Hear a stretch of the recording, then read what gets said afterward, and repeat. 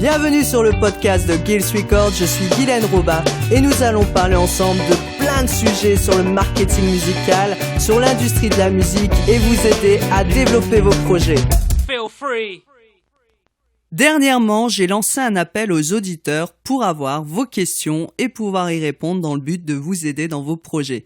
Ça va être la première série de questions-réponses parce que j'ai reçu énormément de questions. Je ne pourrai pas y répondre à toutes dans ce podcast, mais je les mets de côté et je vous assure que j'en ferai soit des articles, soit je referai un podcast de questions-réponses pour vous répondre. Mais en tout cas, si le concept vous plaît, nous en referons de temps en temps et n'hésitez pas à nous envoyer vos questions sur le mail dans la description pour que nous puissions vous aider. Ce mois-ci, les questions portent sur le mixage audio, le marketing musical et les droits d'auteur. Alors, c'est parti. La première question est de Xavier qui nous demande s'il vaut mieux pour le mixage travailler avec un casque audio ouvert ou fermé. Alors Xavier, beaucoup te diront qu'un mixage ne se fait pas avec un casque audio mais des enceintes. Bon, ils oublient que parfois nous n'avons pas forcément d'autre choix, par exemple si on vit en appartement ou qu'on travaille dans le train par exemple, et que pour certaines tâches du mixage, certains vont préférer le faire au casque. Moi par exemple, j'aime bien travailler au casque Pour ceux qui se demandent ce qu'est un casque audio ouvert et fermé, je vais quand même rapidement l'expliquer pour que vous puissiez suivre cette réponse. C'est une information qui peut servir pour les home studistes, mais aussi pour les auditeurs qui font par exemple du jogging en écoutant de la musique, ou ceux qui écoutent simplement de la musique au casque chez eux ou dans le train. Et il faut savoir d'ailleurs que les casques pour le grand public proposent ces fonctionnalités de ouvert, fermé ou semi-fermé comme Bose, ce qui permet de se couper du monde lorsqu'on écoute la musique. Alors comme l'indique la boîte noire du musicien, les casques ouverts vont permettre au son d'entrer et de sortir librement par les écouteurs. Ça veut dire que lorsque tu vas écouter de la musique, tu perçois quand même les bruits environnants. Ce qui est plutôt bien aussi pour ceux qui font du jogging pour entendre ce qui se passe autour d'eux.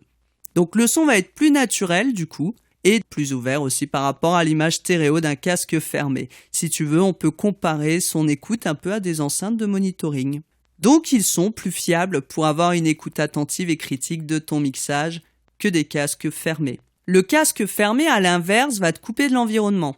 En général, c'est utilisé pour les prises de son, pour éviter que le microphone capte les bruits qui sortent des écouteurs, tu sais, comme le bruit du métronome ou les autres sons qui vont fuiter du casque si tu écoutes trop fort la musique pour t'enregistrer dessus. Beaucoup d'amateurs de musique aiment les casques fermés, pour écouter dans les transports et ne pas être perturbé par les bruits extérieurs. Donc, ça pourrait être quand même une bonne idée, même si pour le mixage, je te conseille le casque ouvert qui se rapproche plus des habitudes et environnements d'écoute des auditeurs, de faire quand même une écoute avec un casque fermé pour voir ce que les auditeurs qui utilisent ce type de matériel vont entendre également. Dans mon studio, j'utilise 2 casques qui sont bien connus. Le DT 990 Pro en 250 ohms, qui est un casque ouvert que j'utilise pour le mixage, et le DT 770 Pro en 80 ohms que j'utilise pour les prises de son.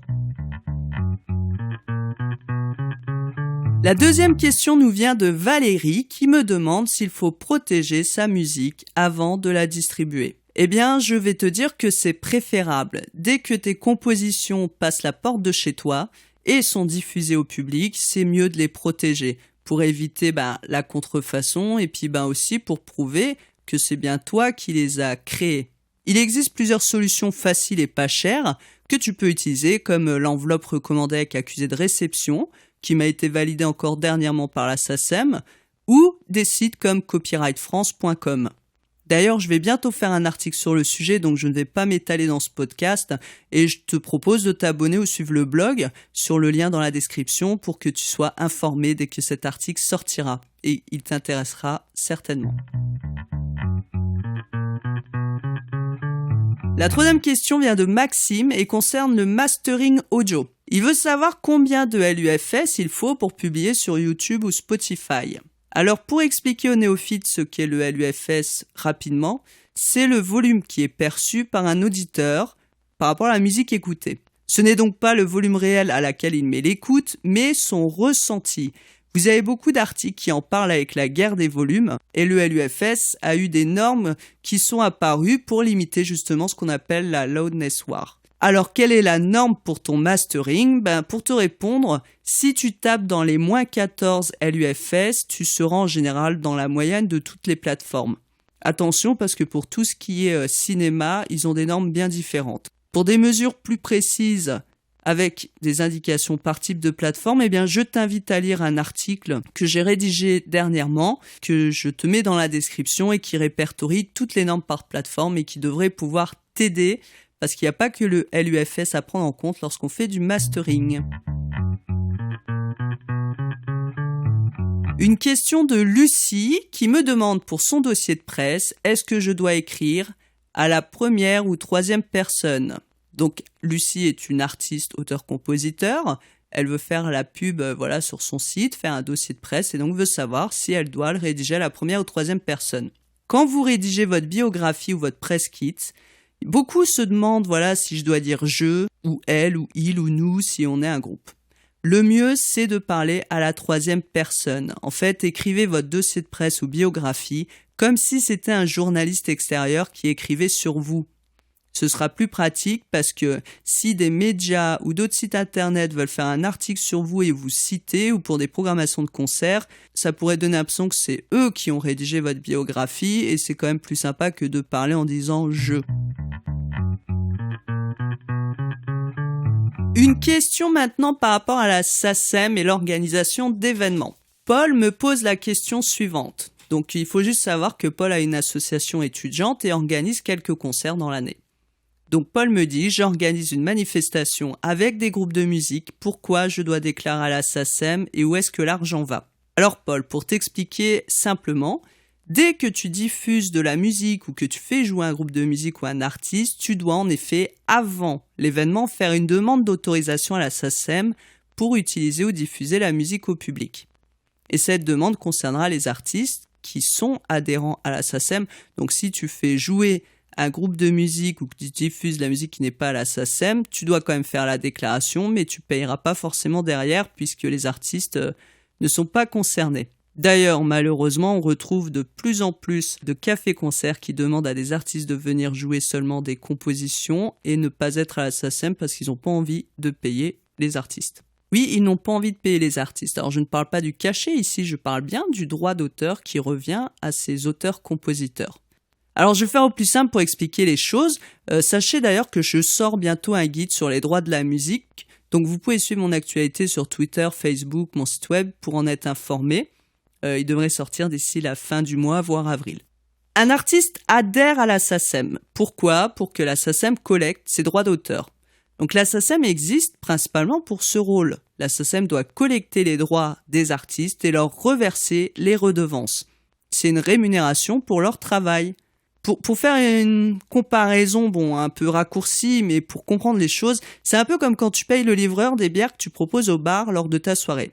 Une partie de ce que facture le livreur va au fabricant de la bière. C'est un peu un raccourci simple, mais c'est pour comprendre le fonctionnement et ça fonctionne de la même manière avec les artistes et la SACEM. La SACEM agit au nom de ses clients qui sont les artistes. Et les artistes donnent l'autorisation à la SACEM de gérer les autorisations d'utiliser leur musique directement avec les diffuseurs. Toi, tu es diffuseur, donc tu vas demander l'autorisation à la SACEM d'utiliser la musique de ses clients. En échange, tu vas payer une redevance à la SACEM qui va reverser ses droits à l'artiste diffusé ou qui a joué. Après l'événement, tu dois d'ailleurs envoyer à la SACEM un programme de ce qui a été joué ou diffusé et c'est grâce à ce programme que la SACEM va savoir quel artiste il faut rémunérer. Si par exemple tu as un artiste qui vient jouer à ta manifestation et chanter ses propres compositions, tu peux lui demander qu'il te remette son programme pour faciliter ton travail par la suite et tu n'auras plus qu'à copier les infos dans le bulletin de déclaration de ta manifestation. D'ailleurs, les artistes généralement qui sont à la SACEM ont un programme type, donc ils ont juste un numéro à te donner de quelques chiffres et tu n'auras plus qu'à rentrer ce numéro et tout se fera tout seul, c'est magique. Maintenant, une question de James qui me dit « Bonjour Guylaine ». Sur quoi faut-il que je base mes tarifs lorsque je joue de la musique, du genre quand je fais des mariages ou des concerts privés ou pour des assos? Est-ce que je dois facturer à l'heure ou au nombre de chansons et mettre moins cher si j'ai des défraiements? Alors bonjour James, tu as beaucoup d'interrogations sur le sujet du cachet du musicien finalement. Alors sur quoi baser tes tarifs ? Que tu sois, on va dire, amateur ou professionnel, hein. Dès lors que tu joues dans un lieu à but lucratif comme un bar ou autre, tu peux te baser sur le cachet minimum légal que tu trouveras sur les sites de l'IRMA, IRMA, ou du GUSO, GUSO.fr. Je te mets le lien dans la description. Le minimum évolue régulièrement, mais pour te donner une moyenne, à ce jour, il doit être autour des 150 € bruts. Donc le mieux, c'est quand même de vérifier sur les sites que je t'indique. Après, le montant peut aussi varier si c'est pour une première partie ou une salle de maximum 300 personnes ou alors de plus grosses manifestations. En solo, tu peux demander facilement autour des 150-200 € net si la personne qui t'emploie, donc que ce soit une association, un café, des mariés, une entreprise, s'il décide de passer par le GUSO, il faudra que tu demandes 375 € avec les charges pour que toi, à la fin, il te reste dans les 150 € net. Alors, c'est vrai que le GUSO, aujourd'hui, c'est pas forcément quelque chose qui est facile à utiliser et compréhensible, mais c'est un peu comme une fiche de salaire où, en fait, ton employeur, qui est l'organisateur de l'événement, va payer aussi tes charges sociales et donc tes cotisations pour ta santé, ta retraite, etc. Si tu dois ramener la sono, le matériel lumière, tu peux demander plus. Et pour récupérer, on va dire, pour un groupe, 80-100 € net par musicien, il va falloir compter 200 € par personne, toutes charges comprises. C'est le minimum. Après, tu peux demander plus. Il y a des groupes qui tournent très bien en demandant à 5 dans les 1000 €, ce qui est totalement correct par rapport au travail que tu as derrière, des répétitions, du matériel à racheter, de tes cordes, etc. Si tu fais de la guitare, enfin, voilà, il faut prendre tout ça en compte aussi. Après, il n'y a pas de règle précise à part celle de respecter le minimum légal de cachet. Le défraiement, c'est quelque chose de normal quand tu joues à distance de chez toi. C'est comme le repas, ça ne doit pas être une condition pour te payer moins.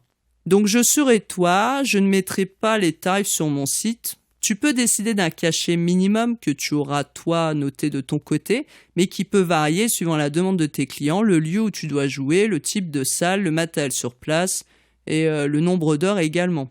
Ça, après, c'est à toi de voir, mais c'est un peu comme le job de freelance ou de gens qui sont à leur compte, même qui font autre chose que de la musique, qui créent des sites web, etc. Il y a toujours un minimum qu'il faut respecter pour éviter aussi les spéculations ou les sous-paiements. Et après, par rapport à ce tarif minimum, tu fais ce que tu veux par rapport à la qualité que tu offres, à la prestation que tu offres. Voilà, nous arrivons à la fin de ce podcast. Alors, j'espère avoir répondu à vos questions.